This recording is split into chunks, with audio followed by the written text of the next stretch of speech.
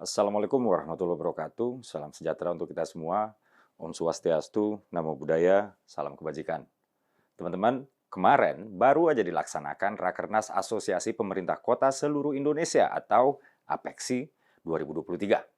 Dalam Rakernas yang diadakan pada tanggal 12 Juli 2023 di Makassar tersebut, hadir 5.000 peserta dari 98 kota se-Indonesia.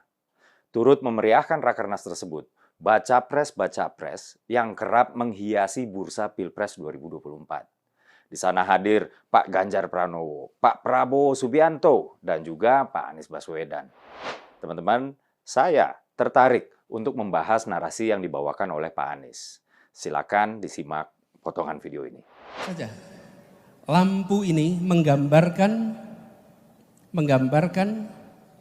kota di Indonesia. Ketika kita lihat kota-kota ini, Bapak sekalian, di Jawa paling terang itu Jakarta, Surabaya. Begitu masuk Sumatera, titik-titik kecil. Kalimantan titik-titik kecil. Ini yang lebih ramai itu di Sarawak. Ini Malaysia. Sampai di kawasan timur gelap. Saya tidak menggunakan statistik Bapak sekalian. Gak pakai statistik nih.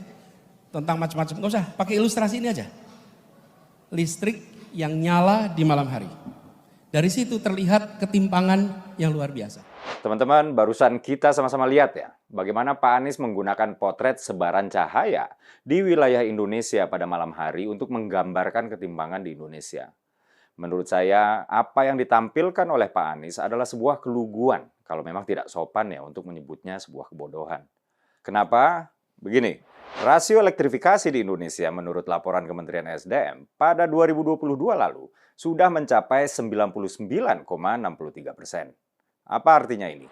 Menurut Badan Pusat Statistik, rasio elektrifikasi adalah perbandingan jumlah pelanggan rumah tangga berlistrik, baik dari listrik PLN maupun listrik non-PLN, dengan jumlah rumah tangga total. Ini artinya sudah hampir 100% atau seluruh rumah tangga di Indonesia teraliri listrik.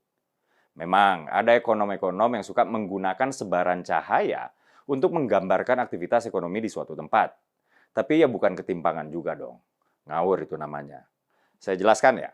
Sebaran cahaya pada malam hari untuk menggambarkan ketimpangan itu bias dua hal. Hal pertama adalah kepadatan penduduk. Tentu saja, daerah-daerah yang padat penduduknya akan terlihat terang. Sementara daerah-daerah yang berpenduduk tidak padat akan terlihat kurang terang. Apakah ini bagus untuk menggambarkan aktivitas ekonomi? Kalau aktivitas ekonomi masih oke lah. Karena daerah yang sepi penduduk otomatis sepi juga kegiatan ekonomi. Daerah yang padat penduduknya otomatis lebih melimpah juga aktivitas ekonominya. Tapi apakah ini berarti ketimpangan? Ya jauh banget itu lompatannya. Misalnya, ada satu daerah yang memang isinya hutan konservasi. Kemudian ada satu daerah lain yang padat penduduk.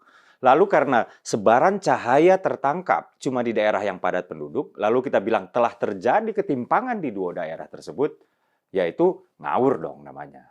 Kedua, mengilustrasikan ketimpangan dari barat Indonesia sampai timur Indonesia menggunakan potret sebaran cahaya itu juga bias zona waktu. Walaupun poin kedua ini nggak sekuat poin pertama, tapi tetap valid. Begini, di saat potret tersebut diambil, katakan jam 9 malam di Indonesia Barat, tentu Indonesia Tengah sudah pukul 10, dan di Indonesia Timur sudah pukul 11. Tentu, aktivitas masyarakat di tiap-tiap wilayah negeri itu sudah masuk ke fase yang berbeda-beda pula. Ketika dibandingkan misalnya, di Barat Indonesia, contoh Jakarta deh ya, macet baru aja terurai tuh jam 9 ya. Sementara di Timur Indonesia, orang udah pada tidur. Pak Anies, jadi nggak usah ngide lah, ngukur ketimpangan pakai potret sebaran cahaya. Ngukur aktivitas ekonomi, oke. Kalau ngukur ketimpangan, mending pakai yang umum aja. Pakai rasio gini. Ketimpangan justru turun di periode Pak Jokowi, yakni dari 0,414 pada 2014 menjadi 0,391 pada 2017, kemudian menjadi 0,381 pada 2022. Lucunya teman-teman, di saat rata nasional ketimpangan lagi turun, ketimpangan di DKI di bawah kepemimpinan Pak Anies justru meningkat dari 0,409 pada 2017 atau pada saat Pak Anies dilantik ya, menjadi 0,412 pada 2022 saat Pak Anies berakhir masa jabatannya. Jadi bukan hanya Pak Anies terlalu lugu seperti saya bilang di awal tadi, Tapi narasi soal ketimpangan ini seperti menampar wajahnya sendiri. Karena Jakarta di bawah kepemimpinan Pak Anies justru mengalami peningkatan ketimpangan. Akhir kata, mengutip Daniel Patrick Moynihan, seorang mantan senator dari Amerika Serikat, "Everyone is entitled to his own opinion, but not to his own facts." Setiap orang berhak atas pendapatnya sendiri, tetapi tidak atas faktanya sendiri. Saya Dede Prayudi. Wassalamualaikum warahmatullahi wabarakatuh. Menteri ESDM klaim rasio elektrifikasi pada 2022 capai 99,63%. Kita akan langsung lihat saja di sini, saudara-saudara ya. Ini dia, Menteri Energi dan Sumber Daya Mineral ESDM Arifin Tasrif menyebut pencapaian rasio elektrifikasi tahun 2022 mencapai 99,63%, meningkat 1,8% dari tahun 2021 sebesar 99,45%. Wow, luar biasa ya. Berarti apa yang tadi disampaikan oleh Pak Anies Baswedan itu benar-benar tidak sesuai dengan data yang ada di sini ya teman-teman ya. Oke, kita akan lihat saja ya.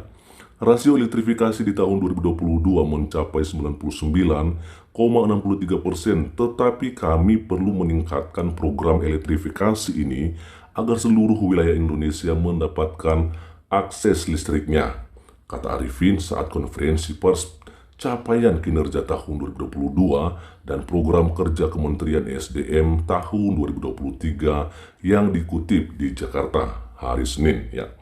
Menurut dia, pemerintah harus terus memantau kemajuan dari capaian rasio elektrifikasi di Indonesia. Pasalnya, rasio elektrifikasi menyangkut keadilan atau pemerataan untuk mengakses listrik. Ya, lanjut kita akan coba lihat saja teman-teman ya. Nah ini dia, pada 2023 pemerintah akan berusaha meningkatkan rasio elektrifikasi nasional khususnya wilayah timur Indonesia, terutama di daerah remote area, sehingga diharapkan seluruh Indonesia dapat menikmati listrik 24 jam setiap hari dan tentunya mampu mendongkrak pertumbuhan ekonomi daerah setempat tugasnya. Wow, ini luar biasa sekali program-programnya teman-temannya. Ini Indonesia semakin maju karena Indonesia menjadi bangsa yang semakin cerdas ya. Wilayah Indonesia bagian timur akan menjadi fokus kami ke depan agar kita bisa mendorong energi listrik sampai di masyarakat wilayah timur antara lain ya seperti di wilayah Maluku, Maluku Utara, Papua, bahkan Nusa Tenggara Timur dan pulau-pulau terluar terpencil lainnya.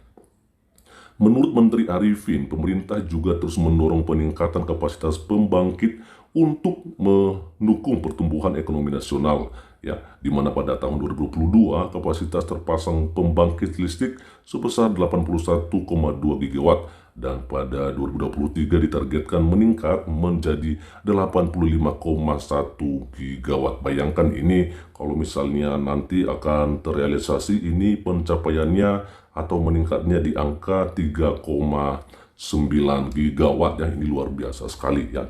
Dikatakan untuk rasio elektrifikasi Indonesia pada 2022 mencapai 99,63% dengan rasio desa berlistrik yaitu 99,76%.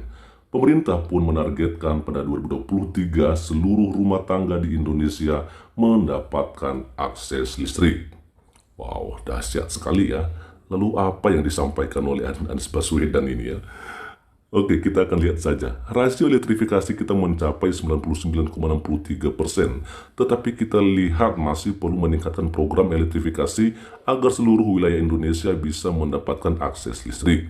Di wilayah timur akan menjadi fokus ke depan dan akan kita dorong agar listrik dapat sampai ke masyarakat di wilayah timur yang terpencil. Ini harus kita upayakan, papar Arifin. Ia juga menyebutkan bahwa kapasitas terpasang pembangkit listrik yang bersumber dari energi baru dan terbarukan atau EBT mencapai 12,5 gigawatt. Ya, ini dia porsi bauran energi primer pembangkit listrik dari EBT saat ini mencapai sebesar 14,11%. Sementara realisasi konsumsi listrik per kapita pada 2022 sebesar 1.173 kilowatt ya per kapita atau meningkat 50 kW per kapita dari 2021 katanya. Oke, lanjut saja. Terkait penurunan emisi gas rumah kaca atau GRK sektor energi, Menteri Arifin mengatakan bahwa Indonesia saat ini terus melakukan langkah konkret dalam mitigasi iklim, termasuk pengurangan emisi GRK dengan peningkatan target menjadi 31,89% dengan kemampuan sendiri dan 43,20% dengan dukungan internasional ya. Pada 2022, capaian penurunan emisi CO2 mencapai sebesar 91,5 juta ton. Hal tersebut lanjutnya dicapai melalui aksi mitigasi implementasi EBT, efisiensi energi, penerapan bahan bakar rendah karbon, penggunaan teknologi pembangkit bersih, dan kegiatan lain. Selain itu, intensitas penurunan emisi CO2 kita mencapai 0,335 ton jelasnya. Pemerintah, kata dia, juga terus melaksanakan kebijakan mandatori biodiesel untuk mengurangi impor dan menghemat devisa. Wow, dahsyat sekali ya. Dan terakhir, ini dia ya, keterangannya atau pemaparannya. Pemanfaatan biodiesel untuk domestik pada 2022 sebesar 10,45 juta kiloliter dengan memperoleh penghematan devisa sebesar 122,65 triliun rupiah atau 8,34 miliar dolar Amerika Serikat.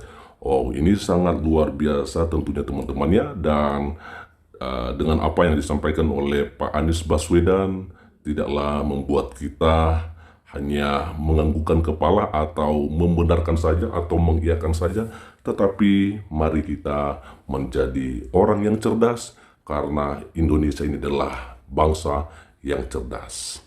Luar biasa.